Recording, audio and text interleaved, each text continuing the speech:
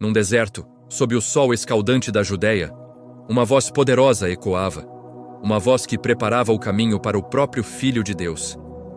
Essa é a história de João Batista, o último dos grandes profetas do Antigo Testamento e o precursor de Jesus Cristo. Sua história começa de forma milagrosa. Seus pais, Zacarias, um sacerdote, e Isabel, eram já idosos e não tinham filhos. Isabel era estéril e eles haviam perdido a esperança. Mas um dia, enquanto Zacarias servia no templo em Jerusalém, o anjo Gabriel apareceu para ele. O anjo lhe disse: "Não tenhas medo, Zacarias.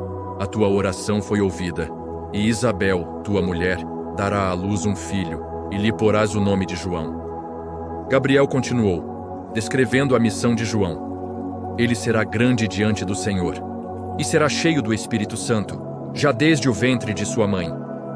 E converterá muitos dos filhos de Israel ao Senhor seu Deus, e irá diante dele no espírito e virtude de Elias, para preparar ao Senhor um povo bem disposto. Como lemos em Lucas, capítulo 1. Zacarias duvidou e, por sua incredulidade, ficou mudo até o nascimento do menino. Quando a criança nasceu, e Zacarias confirmou, por escrito, que seu nome seria João, sua voz retornou, e ele louvou a Deus. João cresceu no deserto.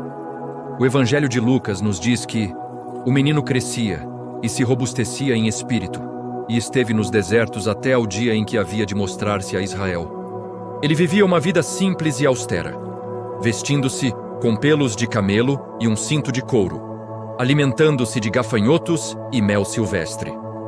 Sua aparência e estilo de vida eram um sermão em si mesmos, um chamado ao arrependimento e à renúncia dos luxos e pecados do mundo. Então, sua missão pública começou. Pessoas de toda a Judéia e de Jerusalém iam até o Rio Jordão para ouvi-lo. Sua mensagem era direta e sem rodeios. Arrependei-vos, porque é chegado o reino dos céus.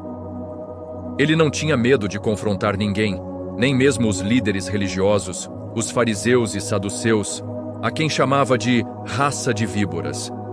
Ele os exortava a produzir frutos dignos de arrependimento, mostrando que a verdadeira fé se manifesta em ações. O centro de seu ministério era o batismo. Mas não era um simples ritual. O batismo de João era um batismo de arrependimento para a remissão dos pecados. As pessoas confessavam suas falhas e eram imersas nas águas do Jordão como um símbolo de purificação e um novo começo, preparando seus corações para aquele que viria depois dele. João sempre deixou claro que ele não era o Messias, ele era apenas a voz. Como profetizado por Isaías, ele era a voz do que clama no deserto: "Preparai o caminho do Senhor, endireitai as suas veredas." Quando lhe perguntavam quem ele era, ele respondia com humildade: "Eu batizo com água, mas no meio de vós está um a quem vós não conheceis. Este é aquele que vem após mim, que é antes de mim, do qual eu não sou digno de desatar a correia da alparca." Ele apontava para além de si mesmo, para Jesus. E então, o momento mais importante de seu ministério chegou. O próprio Jesus veio de Nazaré da Galileia para ser batizado por João no Jordão. João, reconhecendo a santidade de Jesus, hesitou. Ele disse: "Eu é que preciso ser batizado por ti, e vens tu a mim?" Mas Jesus insistiu, dizendo: "Deixa por agora, porque assim nos convém cumprir toda a justiça." João obedeceu. E quando Jesus saiu da água, os céus se abriram. O Espírito de Deus desceu sobre ele como uma pomba, e uma voz do céu declarou: "Este é o meu Filho amado, em quem me comprazo." Naquele momento, João testemunhou a revelação da Santíssima Trindade. O Pai falando, o Filho sendo batizado e o Espírito Santo descendo. Sua missão de apresentar o Cordeiro de Deus ao mundo estava sendo cumprida. No dia seguinte, João viu Jesus se aproximando e declarou a seus discípulos as palavras que ecoam até hoje: "Eis o Cordeiro de Deus que tira o pecado do mundo." Ele estava transferindo a lealdade de seus próprios seguidores para Jesus, pois sabia que sua missão era diminuir para que Cristo pudesse crescer. Ele mesmo disse: "É necessário que ele cresça e que eu diminua." A vida de João, no entanto, tomaria um rumo trágico. Sua coragem em falar a verdade o colocou em conflito direto com o poder político.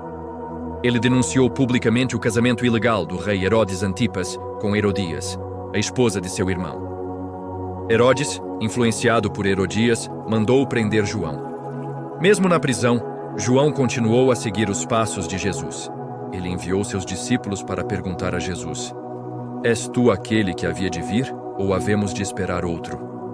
Jesus respondeu apontando para suas obras: Os cegos veem, os coxos andam, os leprosos são purificados e os pobres ouvem o Evangelho. E acrescentou um elogio poderoso a João: Em verdade vos digo que entre os que de mulher têm nascido, não apareceu alguém maior do que João o Batista. O fim de João foi selado por um juramento imprudente e uma dança sedutora. Durante a festa de aniversário de Herodes, a filha de Herodias dançou e agradou tanto ao rei que ele prometeu dar-lhe qualquer coisa que pedisse. Aconselhada por sua mãe vingativa, a jovem pediu a cabeça de João Batista numa bandeja. Herodes, embora entristecido, sentiu-se obrigado a cumprir seu juramento perante os convidados. E assim, o grande profeta foi decapitado na prisão. A morte de João Batista foi uma perda imensa, mas sua missão estava completa. Ele preparou o caminho. Ele apontou para o Cordeiro. Ele viveu e morreu pela verdade, sem comprometer sua mensagem por medo ou para agradar os homens. Ele foi a ponte entre a antiga e a nova aliança, um farol de retidão e coragem que nos inspira até hoje a viver com integridade e a apontar sempre para Jesus. Sua voz pode ter sido silenciada, mas seu legado e sua mensagem de arrependimento e esperança continuam a ecoar através dos séculos.